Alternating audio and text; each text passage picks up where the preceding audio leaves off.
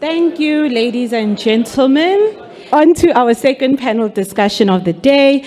So we will be discussing the developing ZARONIA-based derivatives and cash markets, as the success of the JIBA transition largely depends on rapid development of ZARONIA-based markets. So this discussion will be led by Perrin Gokildes, who is a former banker with 22 years of experience within financial services industry. He also chairs the derivative work stream of the MPG between 2021 and 2024.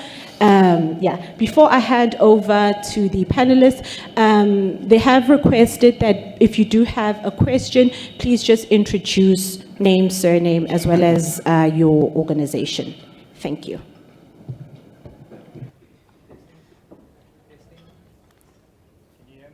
No.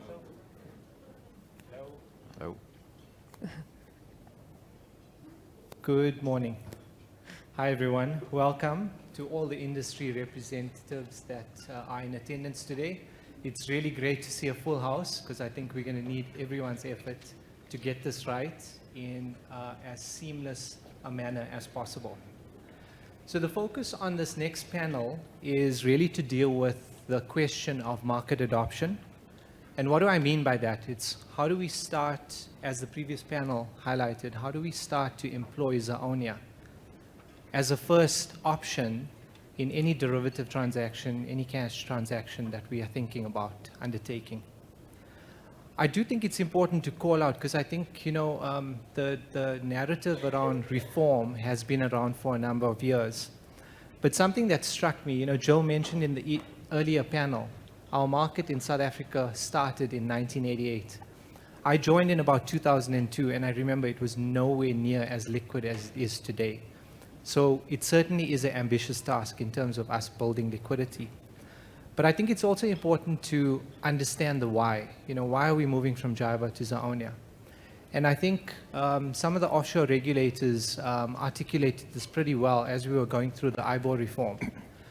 And I'm going to paraphrase here, but effectively the narrative was, if we had known how important the IBORs, JIBA, would become for our financial system, we would have designed it very differently. And ZARONIA is effectively that articulation of a rate that is credible, that avoids some of the pitfalls that we've experienced in the global context. And hence, it is absolutely important and paramount that we get this right.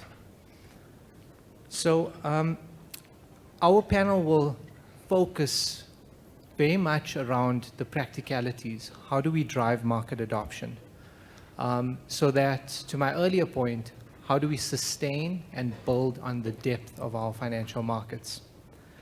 I'm going to introduce our panel before we jump into the conversation. At my extreme left, we've got Eulalie Gous. Eulalie has more than 15 years experience in various roles spanning banking as well as asset management. She's a CFA charter holder and currently senior portfolio manager of money market and income unit trust funds at Stand Up. To her right is Jürgen Steyn. Jürgen has been managing fixed income portfolios and trading in the financial markets for more than 15 years.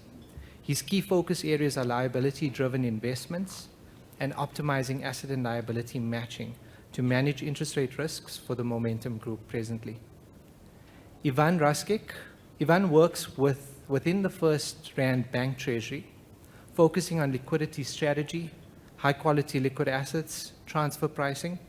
He has over 20 years experience in the industry and is extensively involved in the bank's alternative reference rate reform program, as well as a central participant within multiple MPG sub-working groups.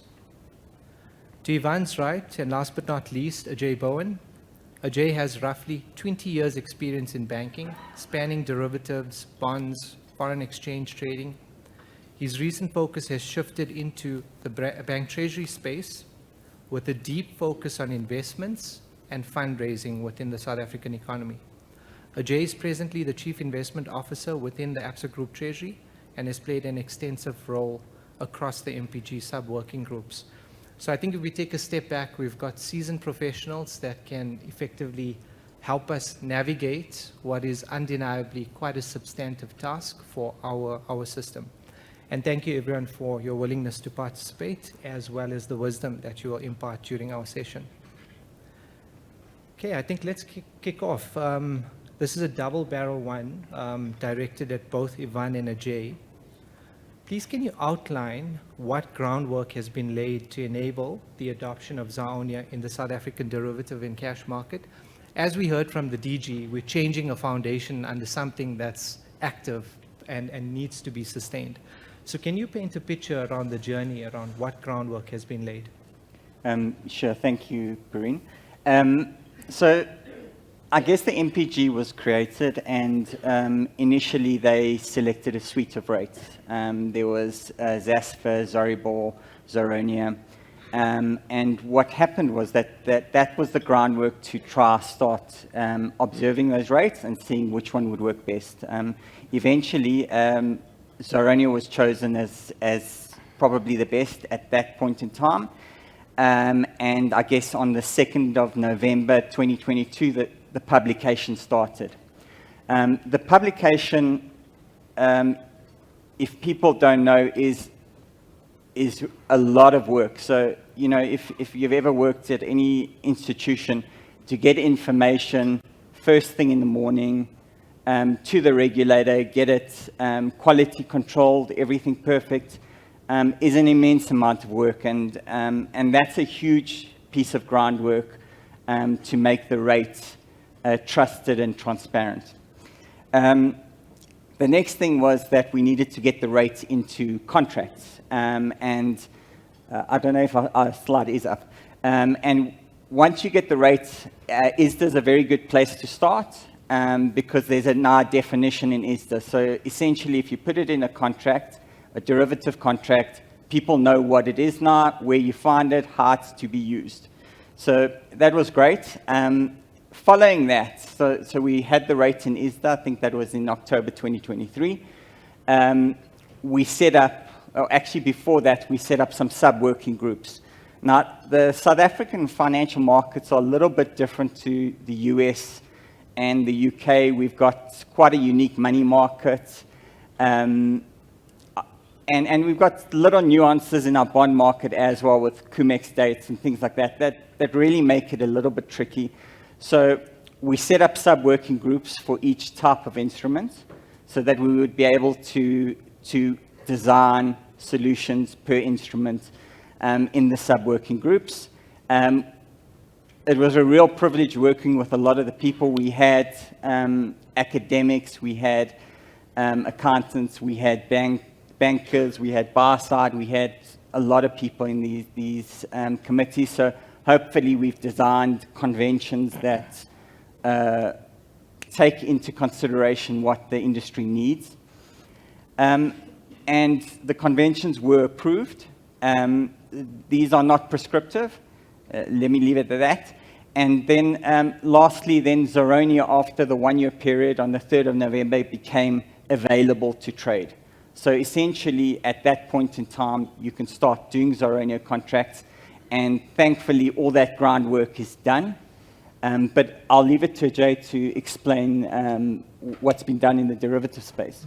Thanks, Ajay, apologies. Before you go, we can't see the slides in front of us. Apologies. If we can just get that text sorted out. Go for it, Ajay. Thanks. Yeah, so Ivan's covered, and I guess most of the groundwork. From a derivative workstream perspective, I just want to circle back to that conventions paper. It is on the SARB website, so if any of the practitioners out there haven't had a look at that, have a look at those conventions. I think really useful in terms of deciphering the conventions, as well as have a look at that accompanying Excel spreadsheet, which will be pretty useful as well. But subsequent to conventions paper, the derivative workstream, spent quite a bit of the last 12 months focusing on infrastructure. So the derivative workstream, partnered with the DCI workstream, which is chaired by Ruan, to tackle successively each of the infrastructure points. That included points like booking platforms. So I think all of the derivative users, or a large portion of the derivative users, actually use MarketWire to effect the trade. So quite a bit of engagement with MarketWire to actually onboard ZARONIA derivatives onto their platform. Subsequent to that, there was a lot of engagement with the pricing providers as well, so the likes of Bloomberg and Refinitiv, to set the infrastructure up to get prices onto those respective platforms. Post that particular event, we got the market makers to start posting indicative prices onto those platforms. So if anyone's interested on that front, there are actually daily indicative prices on ZARONIA derivatives, I think all the way out to 10 years, currently indicatively streamed on that front. All of this work, in terms of building up this infrastructure, was done in anticipation of trying to onboard LCH, which is the major clearer of ZARONIA, of JIBAR derivatives at this point in time. And much of the groundwork was to try and get LCH onboarded. And I'm very pleased to say that around about July, LCH did actually announce that they're onboarding ZARONIA derivatives onto their actual platform on that front.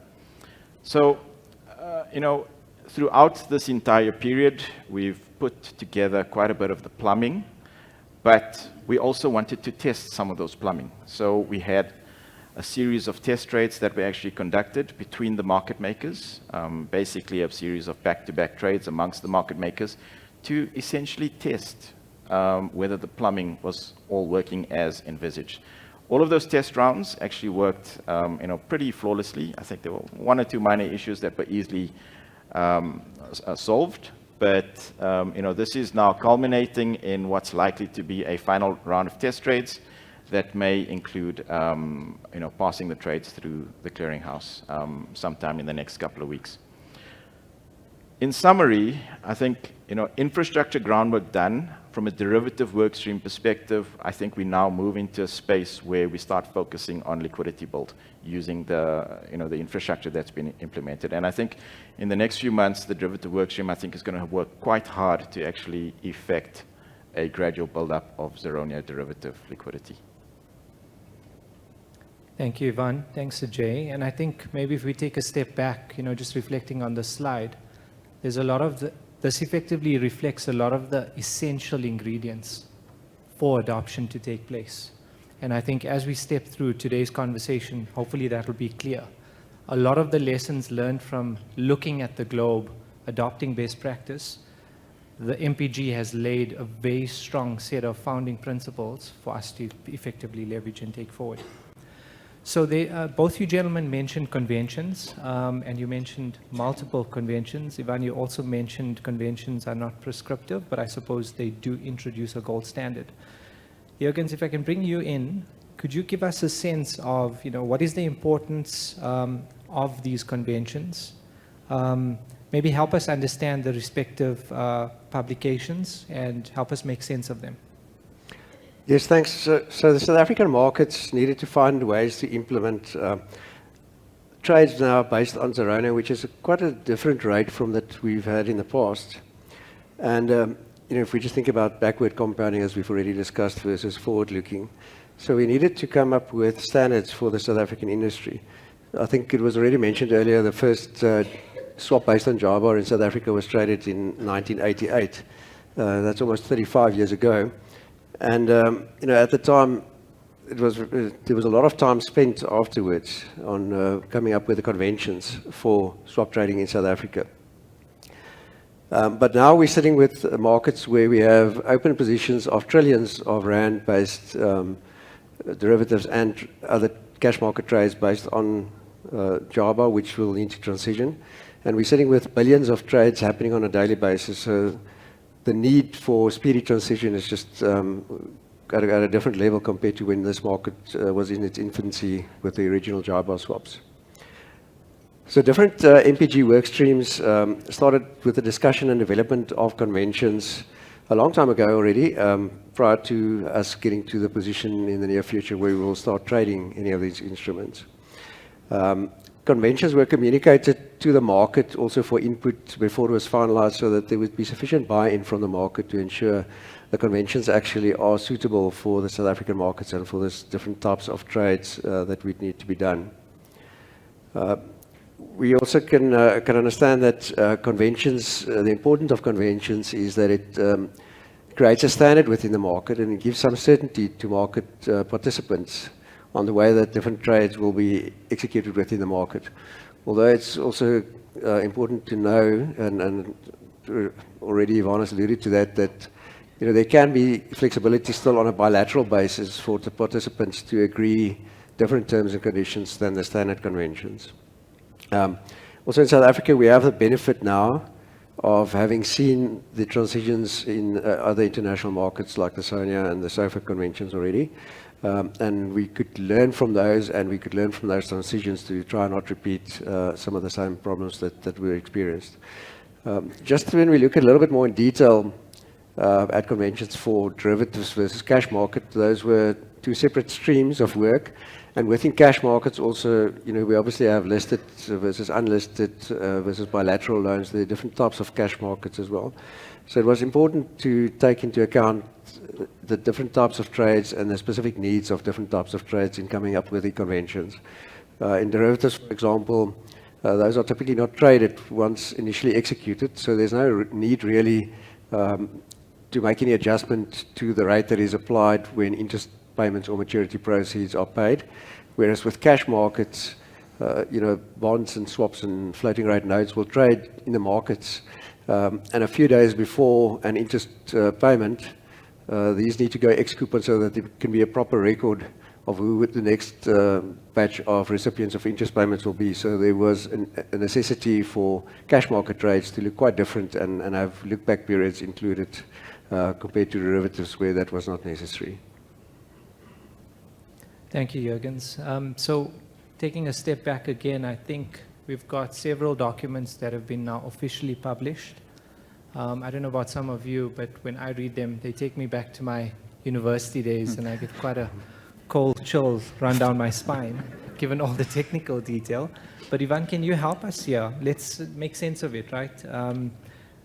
Let's make it practical. If given their slightly nuanced differences between products, derivatives, cash, if you are a market user engaging in a cash instrument and may subsequently look to hedge, how do you reconcile the differences in conventions, and are you left with any open risk? So Perrine, your question about harmonized, I think the working groups tried as hard as they could to harmonize them, given the parameters, and eventually it led to some slight differences. Derivatives have a 2-day lag, okay, so I guess that just creates some sort of a funding need for that difference in interest rates, so it should be manageable by many. But I guess, the real question is, if you have a 5-day lagged cash instrument and a 0-day lagged derivative instrument, what do you do? Okay, so if you leave it and say there's a 50-point cut or hike, whatever it may be, you could potentially have a difference of, say, 2.5 bips. So it sounds like a lot, but it's actually not. You probably get it back at the next reset. But that amount is actually fairly small if you think about it over 90 days. But if you don't like that risk, what you need to do is liquidity providers should be able to offer you a trade with a 5-day lag, okay? And I think this is also an opportunity for liquidity providers to create different products for institutions to use and to hedge these risks. So you can do that. There are also options of where you maybe hedge more often. I know not all corporates are or have the ability to do that as often. So my advice would be contact your liquidity provider, or understand that there might be a point or two difference on some of the settlement. Excellent. Thanks, Ivan. So I think for me, key takeaway is, if you're risk averse, the platform exists to completely de-risk. That option is on the table. It's been very well ventilated within the MPG work streams. Yulali, if I can bring you into the conversation. So we're speaking about liquidity providers. Can you highlight who the key liquidity providers are in the South African derivatives and cash markets, just so we understand who that audience is? Yes, of course, Perrine. And we've got a very nice slide, if we can bring up the pyramid. And Ivan, can I tell you a joke? Yeah. I thought we needed to liven up the things a bit, yeah. So, given our location, I like to call this Zaronia's pyramid of need, or hierarchy of needs. So, So instead of Maslow, we're just putting in Zaronia. So we're looking here at a pyramid. So obviously, biggest players in the market sit at the bottom, and those are your offshore banks. And then on top of that would be your local banks, which is actually for us the biggest player. And those will also trade with each other. And then obviously trade with, as you go up, the parties that sit above that. So your asset managers, your hedge funds, your insurers, and your corporates. And these players deal across the board. I think they're all involved in derivatives, loans, bonds, and the cash market. So those are basically all the liquidity providers. And I think that actually spans across everyone in this room. So as we can just point out, Zaronia is really affecting everybody out there. Thank you, Yulali. So I think let's get into the meat of the conversation. So Ajay, Ivan, I'm going to turn to both of you again. How do derivative and cash markets plan to adopt Zaronia? Is it simultaneous specifically from a timing standpoint? If you can maybe answer those two questions. Thanks. So I think, when one sort of observes the envisaged timeline from a derivatives and cash markets perspective, certainly it's the case that derivatives are going to go first. You can see that graph on screen. And the reason for that, I think, is encapsulated in the data you see in front of you, but was also, I think, touched on earlier on. When one looks at, from a sizing perspective, across all of the tenors, derivatives dominate in terms of gross notional exposure outstanding. The cash markets are relatively small on there. But more importantly, it's the derivatives market that actually sets out price discovery and actually where the expectation of future rates are actually set, given the size of that actual market. So I am actually of the opinion that it's actually the derivatives market that, to a large extent, sets the pricing for a cash market on that front. Given that dynamic that actually exists, I think it's sensible in terms of the plan that's outlined for the derivative markets to actually go first, to give that market a chance to incept to some sort of critical size, to then be able to support the cash market thereafter. And maybe just to add, I think having visibility of the term structure of interest rates also helps the cash market determine whether they want to go fixed or floating. Fixed is always an option, and having a term structure, at least you've got that. Secondly, I think that having, once again, those expectations there, we can now at least forecast what our coupons may be. We can also have a judgment if we do have a settlement of a bond, what it might settle at. So those are very important. And it was touched on earlier, with the derivative markets, it gives us the ability at least to start exploring the term rate and the feasibility thereof. So I think sticking with this theme, we heard the previous panel speak about a first initiative. And we've seen in the US, you've had SOFA first. I think preceded by that was the UK SONIA first. And perhaps also tying into the prior conversation, is this market-led or regulatory-led? Now, Jay, I understand, given everything we've heard to this point, it's clear derivatives needs to do the heavy lift around liquidity build. Is there an ambition around a Zaronia first initiative?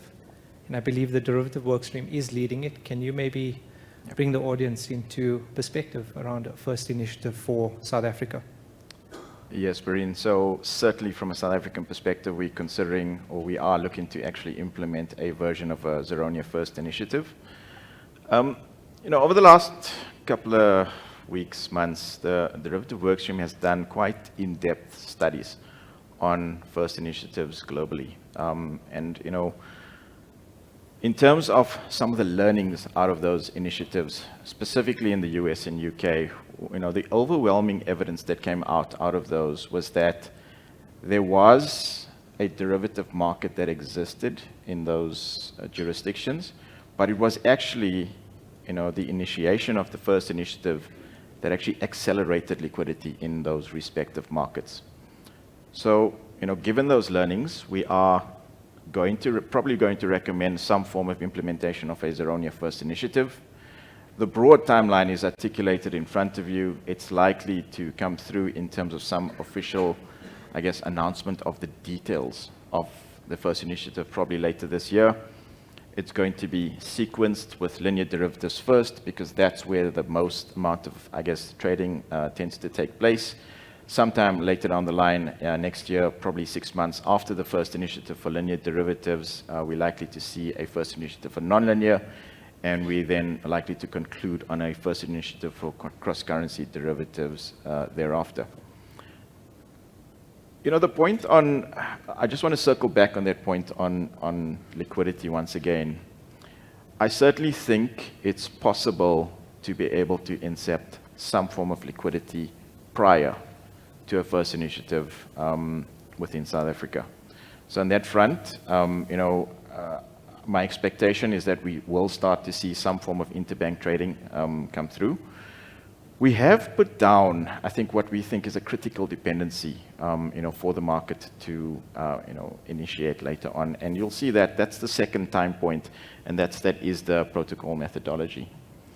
That in our mind is a key dependency, because in our opinion, having an ISDA protocol in place gives a market maker in derivatives confidence to originate in ZARONIA and to be able to hedge that using actually a JIBAR derivative with some certainty on the price at which that JIBAR derivative will transition into ZARONIA. So, there's a subtlety there, and I think it's important. And, we are sort of flagging that as a key dependency towards the end of this year. So thank you, Ajay. Thank you for that. I think let's stick with the derivative space. I think we've heard a few things. We've got conventions, which gives the market a gold standard.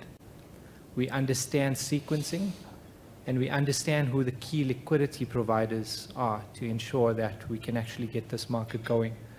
So I think it's safe to say that the liquidity providers is probably where a lot of the near-term heavy lifting work actually resides.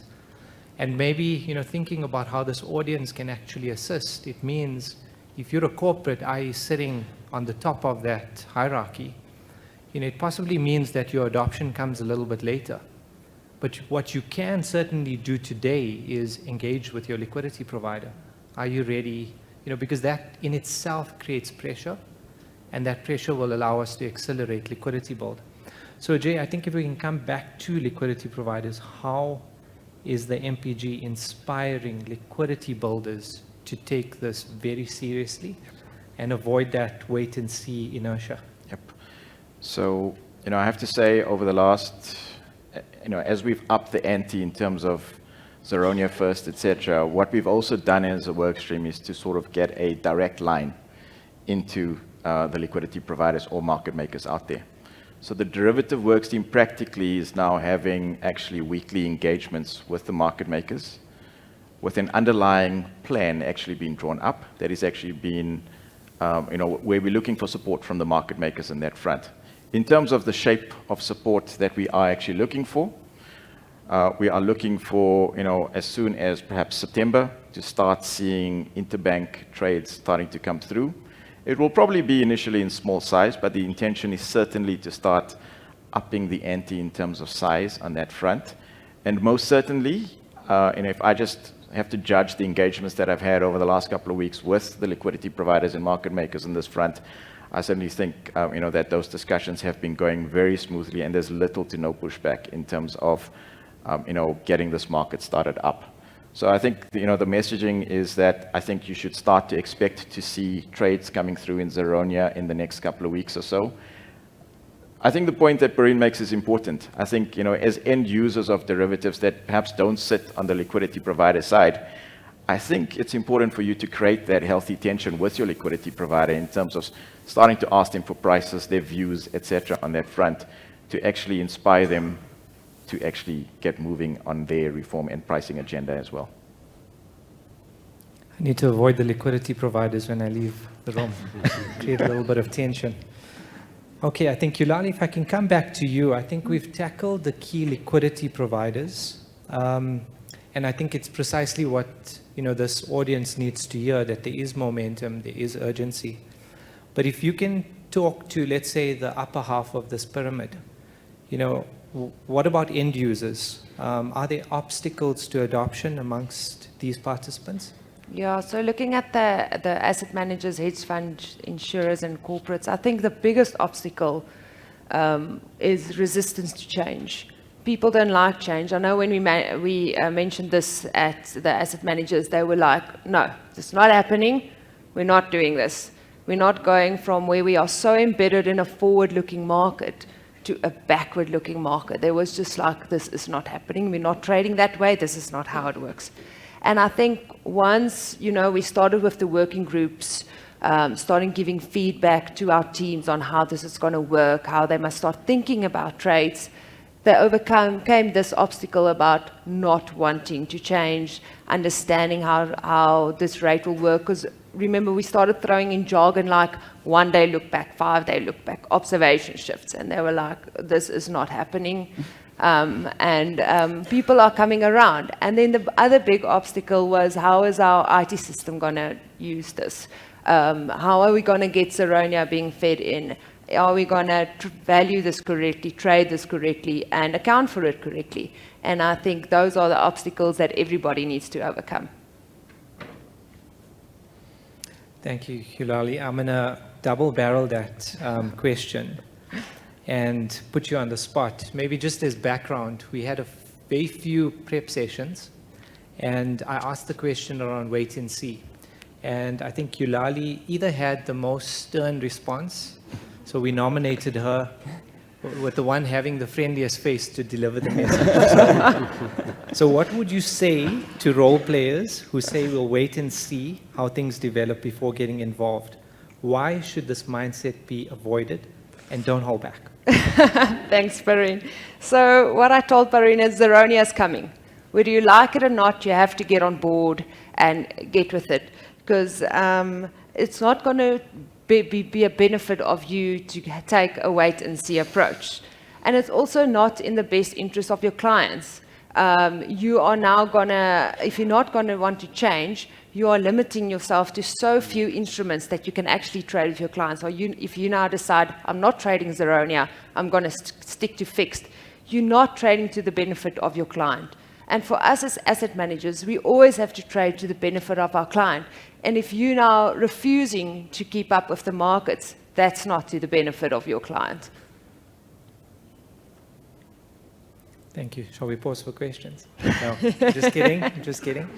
IBOR reform. So I think it's quite clear that IBOR reform has been a gift for us in terms of this endeavor, because we've been able to look and learn and make decisions in a more calculated manner. If I can stick with Yulali and Jurgens, given I think it's safe to say that a lot of liquidity providers, given that they have multi-currency balance sheets, have been forced over the line in terms of capability. But if I can turn to both of you, what do you think that perspective looks like in, let's say, the client segment of our market? Has IBOR reform made things easier? Yeah, so for us, I mean, where I sit in Stanley, we weren't directly involved with the LIBOR transition, but we had some teams that actually were. So what we're doing is we're collaborating with those teams, sitting with them, hearing out what did they do with the whole LIBOR transition, so that the same mistakes not be repeated, and so that we can learn from those efficiencies what worked and sit together and get this transition over the line. There's also external parties that can help you with this transition. So, I mean, it's really to the benefit of you to sit as a company as a whole and to get this over the line. Also, because of a lot of the South African market players using systems that are also used internationally, a lot of those systems would have been adapted already and been built with the nuts and bolts to be able to deal with the overnight backward compounding type of rates that have the IBORs. So we can piggyback, as South Africa, piggyback off some of those developments that have taken place in the past and on some of the systems that we use. Also, some of the operational processes for those parties who have been involved in some of the overseas markets, they would have already built the operational processes to deal with the rates of that kind. But I think it is important just to understand that for South African market players, we're talking about now a transition that is multiples larger than that might have been applicable when they were doing perhaps a fairly smallish component of transition on Sonia or SOFA, for example. I also think that it's probably the case that many market participants have not yet started to plan properly for systems and operational changes that they need to go through. And then I guess this today is a call for everybody to really start moving in that direction. I think also, for example, getting ready for trading of new ZARONIA-based instruments, like we're talking about ZARONIA First for interest rate swaps and other linear derivatives, which will come first, but then also afterwards for cash market trades, perhaps floating rate notes, etc. That's one aspect of getting ready is for new trades, but what can also be multiples more difficult would be when you have to transition an existing legacy book of either derivative or swap trades or cash market trades. So the first step is perhaps the easier step, just being trading the new types of trades, but then the final step would be the full transition of the existing book. Thank you both. And I think it's important to recognize, if you're sitting in the liquidity provider camp, it's probably a lot of acceleration that has been forced upon you, which means you're probably a little bit ahead of the curve. On the customer side, probably still more work to be done. But I think the important message here is the timeline is ambitious. There's this tsunami of change that is coming. And, I think the time is absolutely right for the top of this hierarchy to actually start to reflect on how do we program this within change governance. And I think it leads quite neatly into the next question that I'd like to ask Ivan. We're doing all of this work, but are we going to be left with a fundamentally different market, fundamentally different products? Is it going to create more value proposition, or is it more of the same? And forgive me for using this word, but is it more administrative in terms of moving from Java to ZARONIA? Yeah, so fundamentally, the market shouldn't change. Okay, so you've got people that lend money. If they were lending money before cessation and after cessation, I think that if you were a lender, you would expect to get the same return before and after. The risks and if you're a borrower, your credit risks are likely to be the same. So if financial intermediaries intermediate correctly, there should be no problem, because essentially the cost of collecting deposits versus lending deposits shouldn't change. It's just a transfer. And I believe if supply and demand, as all free market does, works correctly, there shouldn't be any difference in that.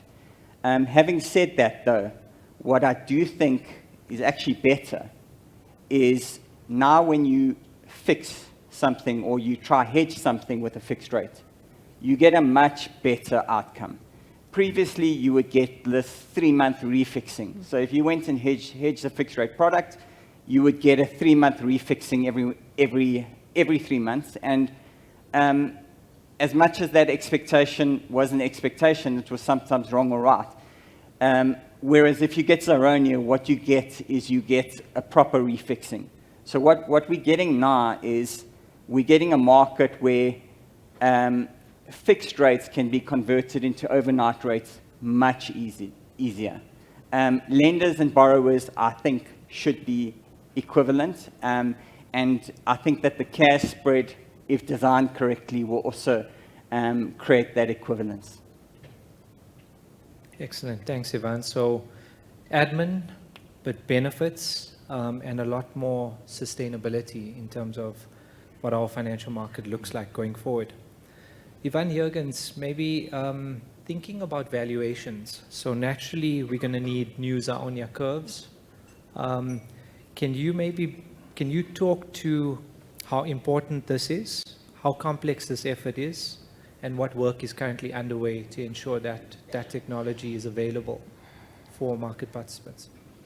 Okay, so we've realized that a lot of the curves in the market, for instance, the bond and swap curve that are distributed in the market are rarely used. And I think we felt that for ZARONIA adoption, if we could create a similar curve, it would be a great thing so that I guess users can forecast cash flows.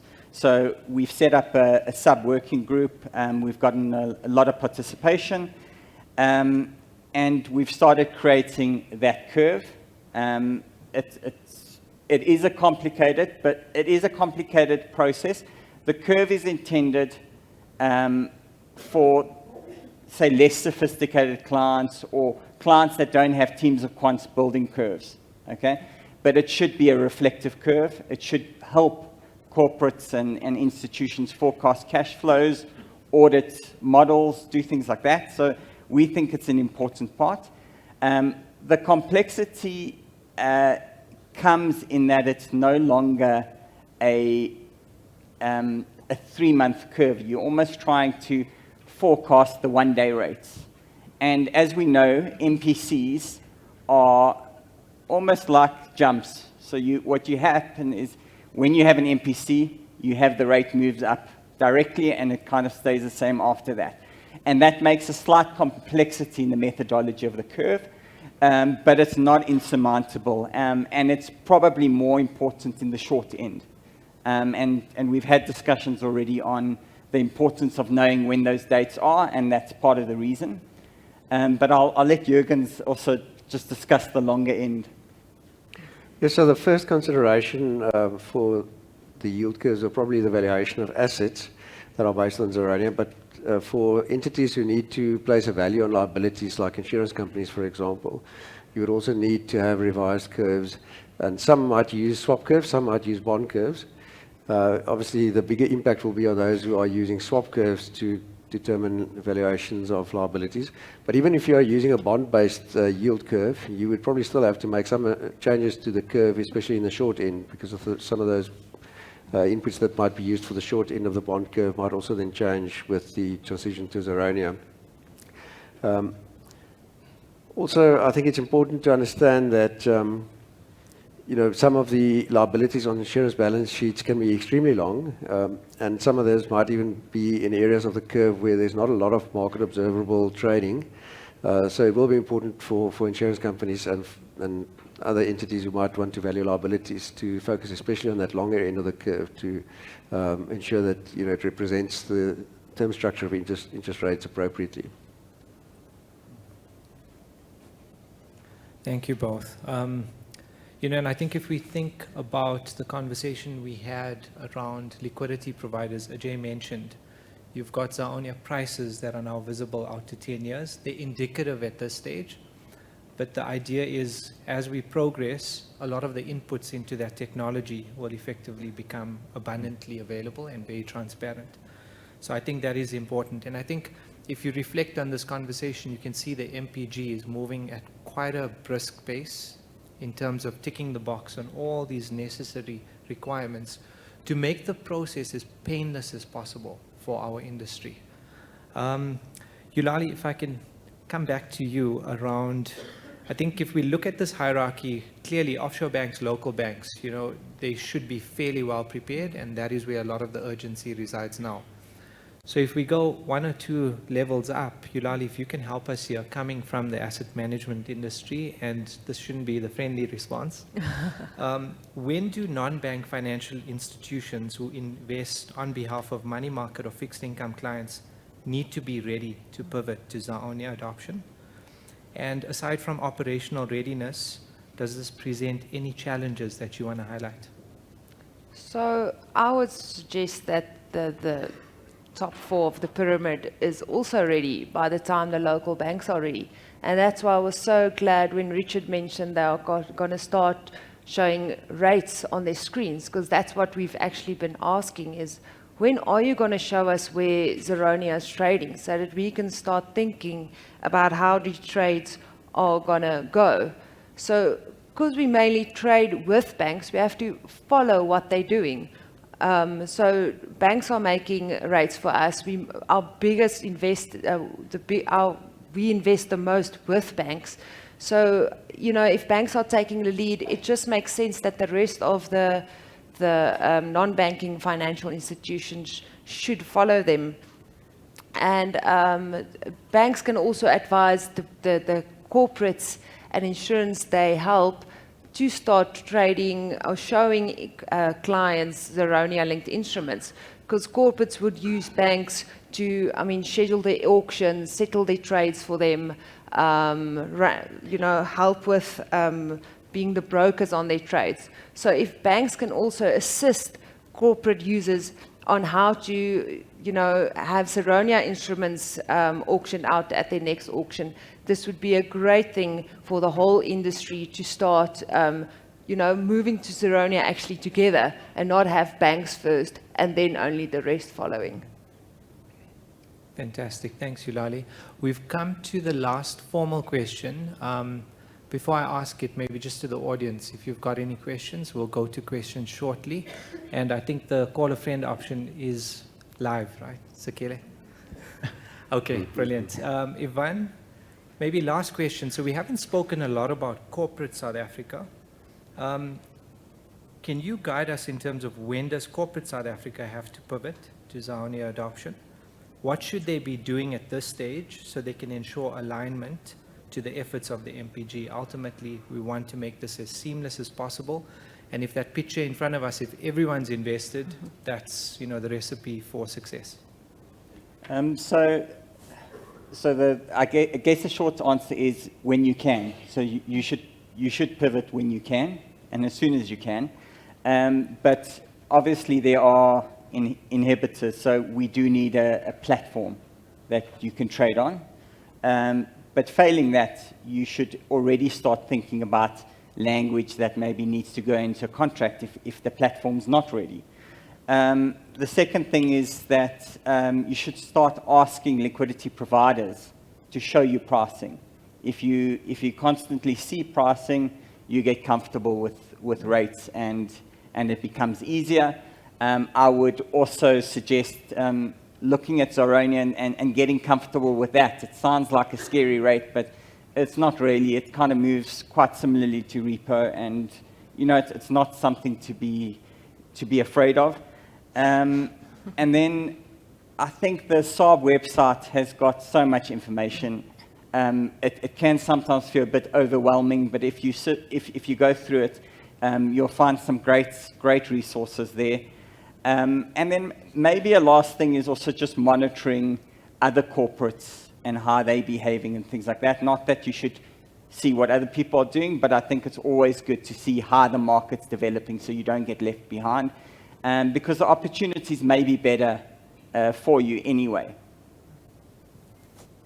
Fantastic, Ivan. If I can maybe just add perspective, and again, I don't think the liquidity providers are going to be too happy with me, but I think if you're a corporate and you're looking to hedge a transaction in JIBAR, why not ask the question, what would my pricing look like in ZARONIA?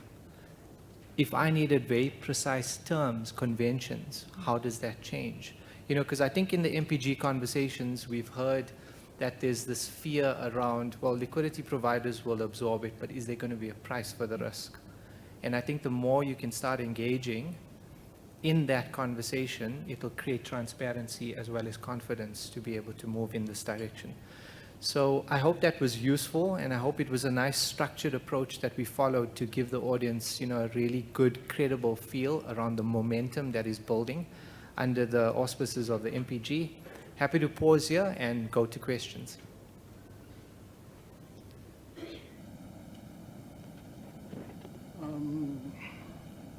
Can you hear me? Not yet. I think it's the middle button. You go. No, I pressed it. Oh. Okay, I think you can hear me now. Yeah. Okay, actually, I have one observation and then I have questions. So, when you say that, corporates ready for this thing and whatnot, I remember last year when we had the conference, one of the things that I took away was the legal language relating to the fallback language, right? And, it just so happened that we were doing some work on a couple of loan contracts, and I said, can you include this? And, I expected that, one, the bank would know about it, and two, that their law firm would too. And it was very surprising that actually there was resistance to the language and there was unfamiliarity with it, which I'd have thought would not have been the case. So I'd say that the point I'm trying to make is that corporates are not always the people that are not prepared, right? And I'd even point to the fact that even this year, the JS doesn't seem really ready, to accommodate the fallback language. But my question relates then also, to come back to the last point you were making. I haven't heard any discussion about the credit adjustment spread, which I think will be a very important thing to this thing, right? What are your thoughts on that? Is it going to be a uniform thing, or is it going to be a bilateral thing between, us and our banks or whoever it is? Yeah, thanks. Thanks, Nico. I think comments taken. And I think maybe we will phone a friend on the legal question if the front row would like to take it. But maybe we can take the second question. Ajay, can I pose it to you? Yep. It certainly is top of mind, and Yep. I think there's clarity that we can provide. Okay. So I'm not sure if we've got that rates graph.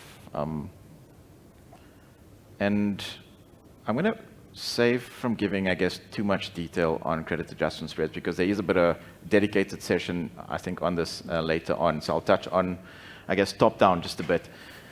To set, I guess, the scene on credit adjustment spread, just so that everyone's in the loop, you observe here the ZARONIA rate, and you've got Java, I guess, consistently trading higher than that.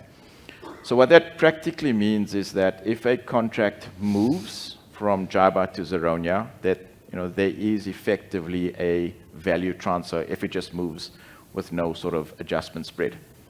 So to mitigate value transfer, the industry then needs to solve for an appropriate spread such that value transfer, I guess, as a whole,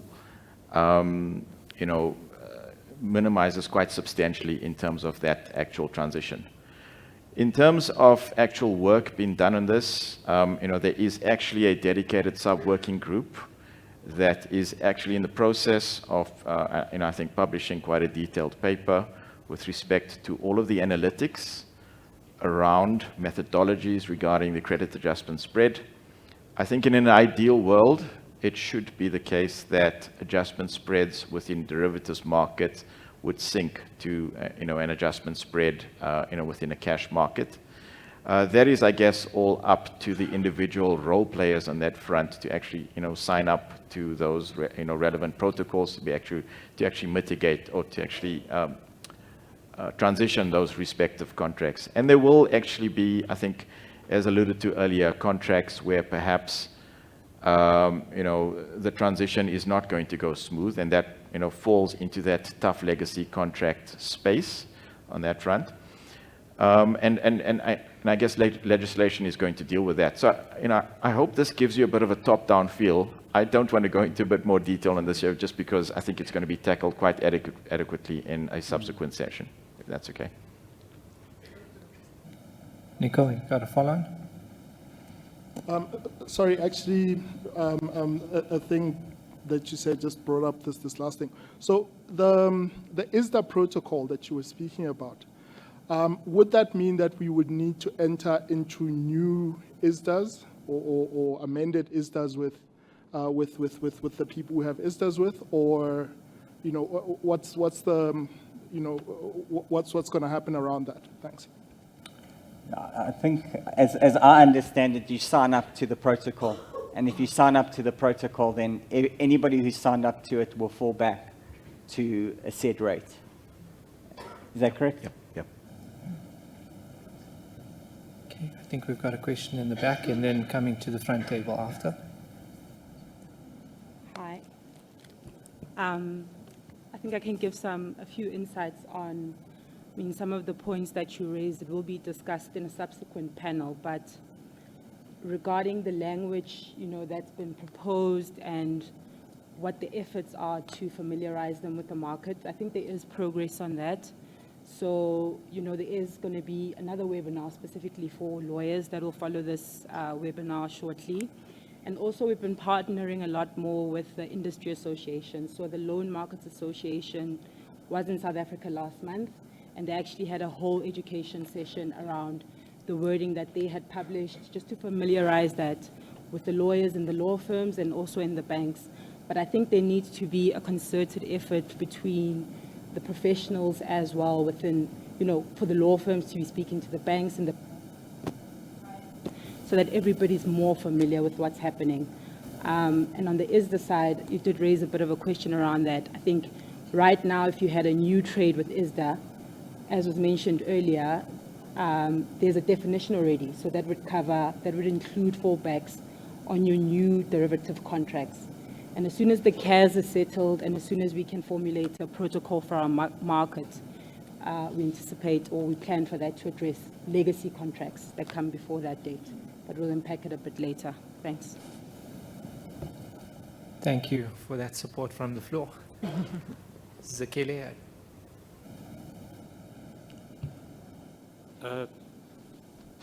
Sorry, thanks. Just maybe one thing on the credit adjustment spread. There is a discussion document that has been prepared specifically for this conference, and it covers the thinking that the MPG has. The MPG has done around the credit adjustment spread, so you should have received it in your email. If you haven't by now, I'll follow up, or you can just maybe send an email to the MPG Secretariat, and we should be able to forward you that document. And also there's a discussion document on the ZARONIA First initiative, which would have also been sent. But maybe to AJ, that document does show a different date to what we published as an update on the transition plan. The ZARONIA First was meant to start this year in November, but now we're talking about an announcement that is going to be made in November, and the initiative actually starting next year, February. Perhaps you can give light as to why that and so on. And then the second bit is on the swap valuation curve that you're talking about. The MPG has also been discussing the issue of publishing a swap valuation curve. Is that still the thinking? And if so, how will that be done, or what will it take to make that happen? And maybe for Ilali, I think maybe we need to consult you in terms of the DSCO letters that need to be sent out. It could be helpful. But you rightly point out that we sort of followed an old strategy whereby, you create the product and then the market emerges somehow. And Parin, you're talking about this customer side of things lagging behind. And I think you began to start talking about how we probably close that gap. I wonder though, and this would be different from how it was done internationally, what sort of instruments, be it regulatory or otherwise, do you think may need to be created in order to spare that side of the market, in case that they're just waiting and nothing happens? Yeah, those would be my three questions. Thanks. Thank you. Thanks, Akile. Can we go Jay on the first, Ivan on the second swap valuation? Yep. And then I'll give you both the option on the third, but happy to come in on it as well. Okay, so from a ZARONIA First initiative perspective, initially penciled in for, I think it was end of November on that front. So when our deliberations, started on the ZARONIA First initiative, it dawned on us that, and because we, went into quite a bit of detail in terms of the studies, a few points out of the studies, I guess, dawned on us. One, I think what we were missing at that point in time is that even though LCH was onboarded, we actually had a bit of inertia in terms of the associated clearing brokers, which many of the banks use to access LCH, actually not being onboarded at that point in time. So that was, I guess, a bit of a delay in terms of, infrastructure. The second point as well is, if we were to now start something substantial from a markets perspective going into December, knowing full well that actually what transpires in December is a sharp drop-off in liquidity within the derivative space, we felt that perhaps this maybe wasn't the most opportune time to do that. So, the way we thought about, solving for this is that we still wanted to create, some form of, for lack of a better word, fanfare in terms of a ZARONIA First initiative. And the idea on that front is that still come November, we have some form of official announcement of an intended, ZARONIA First initiative that may come through. There's actually, one more important point that actually I missed out, and that's probably the most important point, and that is one of a credit adjustment spread. Recap, I think, within the timeline, what we articulated is that the methodology for publishing, that is the protocol and fallback, comes through at the end of December. And just recap, the dynamics in terms of what gives a market maker more confidence to actually originate within the new overnight reference rate, and that is the availability of that, credit adjustment spread. So to cater for what I think were perhaps some infrastructure delays, what I think is a practical dynamic as well as a key dependency, which is the protocol, we thought it appropriate to announce in November, but then incept full on in terms of ZARONIA First in February sometime. Okay. And then maybe I can answer the question of publishing the curve. So the work groups have generally been quite vendor neutral. So what we've tried to do is generally create methodologies, get the industry involved, and then thereafter we look at administrators and people who would be willing to publish the curve. So we haven't, once we bed down a methodology, then we approach administrators and see who would be willing. And there could be two publishers. If it's the same methodology, it shouldn't be a problem. So that was the plan on the curves. As I said, we are still waiting on a few, on a bit of the liquidity, for instance, FRAs versus swaps, those sorts of things. So we just got to see where the most liquidity is before we're able to really bed down the curve. Thank you both. Maybe I'll attempt the final. I think it's probably two rolled into one. But Sekele, I think the mindset of the MPG has been, how do we replicate the product set that is necessary, not how do we create new products, so that we can preserve the capability of the market today. So I wouldn't see, conventions, etc., just how do we give effect, how do we create symmetry in terms of understanding how to engage in these transactions.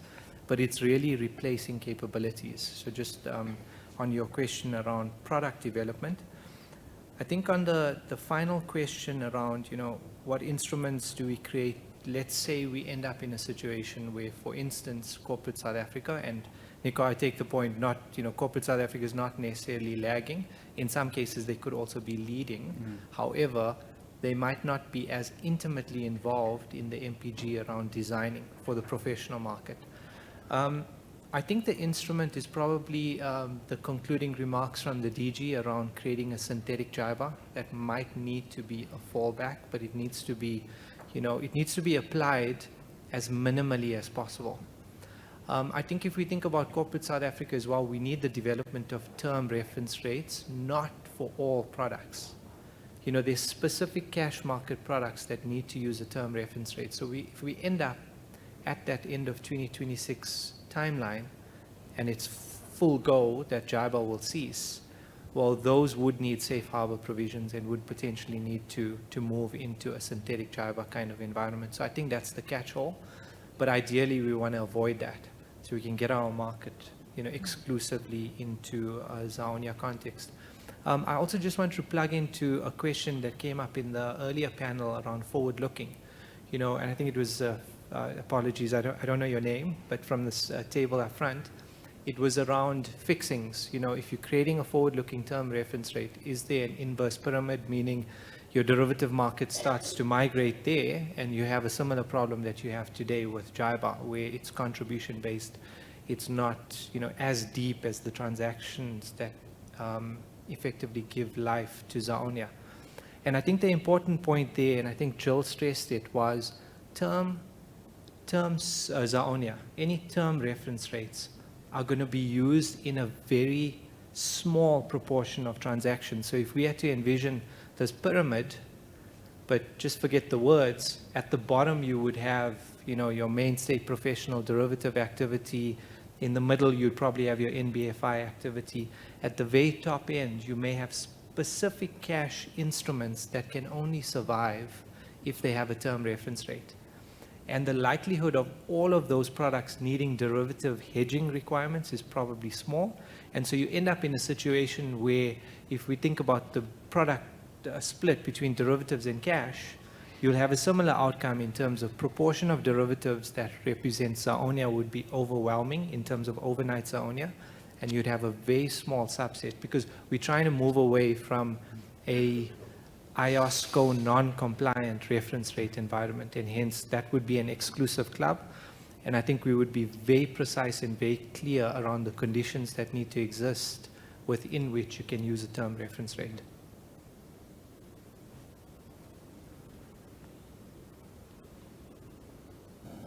As we've been progressing, it's become a bit clearer to me that the 3 months stops being so important. But on that, if it's been, is this not? Oh, sorry. Great. So the 3 month is probably going to become less important as swaps and what replaces FRAs is going to be priced off backward-looking daily rates. Thanks. How do you then decide when it gets paid and how you generate those fixings? I'm assuming there's still 3 month payments in the swaps, or they're daily coupons for your fixed and floating transactions. Perfect. Can I suggest we maybe take all 3 questions and then we'll respond? Thank you.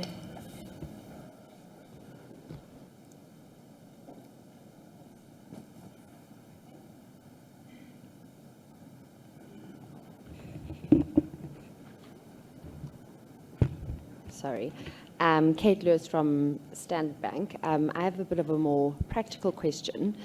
So obviously, in light of the ZARONIA First initiatives and trying to incentivize clients to transition, those involved in the LIBOR transition will remember that practically one of the biggest obstacles for clients to transition were the frankly ludicrous legal fees charged by a lot of the international law firms for those amendments. And obviously, you know, generally clients are going to be liable for those amendments. I was going to ask this question at the LMA conference a couple of weeks ago, but at the risk of being lynched, I didn't. So hopefully I'm slightly safer here, I don't know. And I guess, I don't know what the answer is, because obviously the lawyers are going to need to put their time into this, and for that they're going to need to charge. But I do feel that there needs to be kind of a strong work stream, legal fraternity, to kind of try and make these amendments as, if possible, I guess, easy and cost-effective for clients as possible, because if we don't, that will ultimately become a sticking point to them transitioning. And just to be clear, I'm speaking from kind of a cash markets perspective. Thank you. Hi, Lebo from Nedbank. I have a quick question regarding the curve construction. I think at the moment the shortest point on the curve is the 1 month. Is it possible to introduce some granularity, say have the shortest point is 1 week, 2 weeks, 3 weeks, and then a month? Because if you look at the US markets, the European markets, the UK markets, that's how their curves are constructed. And I think that's very important, that would be of value in the cash market to assist with the interest projections. Thanks. Excellent, thank you. I think the first, Ivan, the third, Ajay, and the second, if I could please ask from the floor for support from the legal work stream. But maybe we can take 1 and 3 and then go back to the floor and then back to questions. Ivan? Okay, so one was how the payments are going to work on a swap. So on the swap itself, the swaps are going to be annual payments unless you ask for a bespoke swap. And essentially, you only know it at the end. So it's the same as if you had a cash account that just accrued interest. At the end, you got to settle that interest on the swap, and the fixed leg would be a simple actual 365.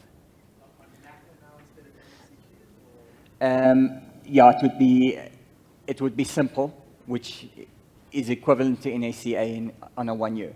Yes.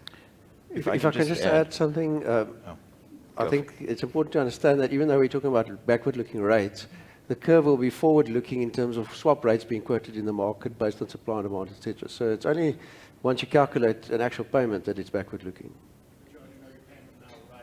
Yeah.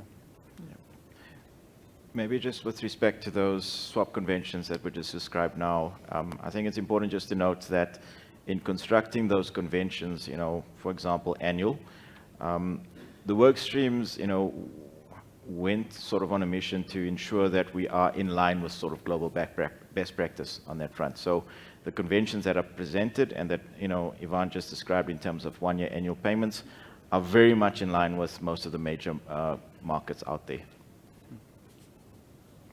Thank you, Ajay. In fact, Ivan, I think I directed to Ajay on the third question, but it's probably more appropriate for you to start and then Ajay, if you think there's any derivative perspective. No problem. Can you go back to that ZARONIA, the picture of ZARONIA jumps, because I think it at least it may help answer my question a little bit. So you asked if liquidity providers can provide 1 week, 1 month, 3 weeks overnight rates in the curve. I hope they do provide it, and I have seen in Bloomberg, if you I don't know what the 4-letter thing is, but their OIS curve definitely has that. However, when you create this new curve, what will happen is it kind of looks like a step like this when you create the curve. So it's not vitally important that you have the 1 week, 2 week, 3 week, because the extrapolation, MPC can only happen on a date. And before that date, it's more or less flat. I know there's a little bit of noise there if you look at that picture, but the extrapolation actually gives you the 1, 2, 3 week pretty well. But I take your point, and hopefully the liquidity providers can show shorter ones, and maybe that can also help with those 5-day hedging problems. Certainly, I think from a derivatives perspective, I don't think that will be too much of an issue to get those points on the curve. As it stands, I think the intention at this point in time is to actually start from 1 month, as you pointed out. But most certainly, if a price is required from a liquidity provider in terms of anything shorter, I can't foresee any issue in actually being able to obtain that price. Thank you both. I think we have overrun our session. Hopefully that means the session has been quite appetizing. If you're willing to sacrifice the initiation of lunch. Sekele has just given me a nod, so I think that's a nod to wrap up. Can we tackle from the floor the legal question possibly and then wrap? Or should we roll that forward? I think that question was a difficult one, right? The question around fees. And there's a lot of members of the legal work stream here, who I'm sure will give their thoughts during lunch. I think the more people familiarize themselves with the documents, even in-house, that's a good step to take, right? Because then you can formulate your own in-house views, be comfortable with your position so that when you approach your law firms or your service providers, you already have a position as an institution. And there's also a call from the LMA for feedback on the exposure draft. So as soon as we feed back up to the associations and we say, as a market, these are our thoughts, this is how we think about the document, the less the negotiation will be involved in it. So that's the second point. And lastly, I mean, we're in a time of AI, so there are ways of ending contracts in a bulk manner. So we can't speak to that as the SARB. I'm from the SARB, by the way. But there's many providers, service providers within this room right now who are able to offer such solutions. So I think that should be a market conversation to be had. Thanks. Thank you, Zakil. I see one more hand. Can we take it? Or? But certainly through LIBOR, a lot of tech-driven and cost-effective legal service providers have entered the legal ecosystem, both working in conjunction with law firms and directly in circumstances just to bring that pricing down. So you probably experienced that in South Africa, but certainly in the international market, the pricing has come down significantly just because of the volumes that have been dealt with and the realization that the clients need to receive the best pricing for those high volumes. Okay, thank you for those views. I think maybe if allowed, maybe 2 minutes just to wrap. Yulali, if we can start with you and then come this way to Ajay. Just maybe key closing comments, please. So for me, I sort of like to use sports examples. I sort of see this like our Olympic relay team. They, previous years, we had no faith in them. They dropped the baton, fell on their face. They were not prepared. This year, they went in, they were ready, they were efficient, they handed over that baton, and they won a silver medal. So what I want to say with that is everybody is prepared, ready. This ZARONIA transition together can be a real success. I think for me, it's a plea to the market participants who have not been as involved in the MPG and work streams to date, to just allocate in time, and that probably means now, the necessary people resources and money resources to start and complete the projects for systems and operational readiness to trade and eventually transition ZARONIA from JIBAR. Alternatively, you might find yourself in a space where if you are one of those last ones standing trying to trade JIBAR, the volume of it might become very low, and you might start becoming concerned whether this is now still representative of the market. We know where there's a JIBAR conduct put in place, etc., but you probably don't want to be last man standing. Okay, mine's going to be a short thing. What I believe is that we're also in a unique position that nearly everybody here has either a home loan or car loan that resets in arrears. So I don't see why it should be such a hurdle to get where we need to go. So just if we can think about that, if retail clients can get their head around that, why can't we? From my side, I actually want to reference this graph here, which shows, and I actually didn't realize the extent to which, how large actually South Africa's derivative market is. So this is a bit of it's a derivatives league table. We've excluded the big, I think that's 6 or 7 markets, like the Euro and US, out of this table. The astounding thing out of this piece of information is actually South Africa is the 8th largest derivative market in the world. People, I think that's an incredible privilege on that front, and it's not by accident. It's a result of participants within the market, all the way from Treasury to Reserve Bank to banks to buy side to even academia, being incredibly sophisticated. On that front, I think all of us, have a responsibility to provide stewardship in terms of this reform agenda, so that we can maintain the status and privilege that we currently have right now. Excellent. Excellent. Thank you, everyone. Fantastic closing words. And just to everyone in the audience, thank you so much for your attention. I hope this was useful. We're looking forward to your energy and effort, and I think that stewardship point is really important.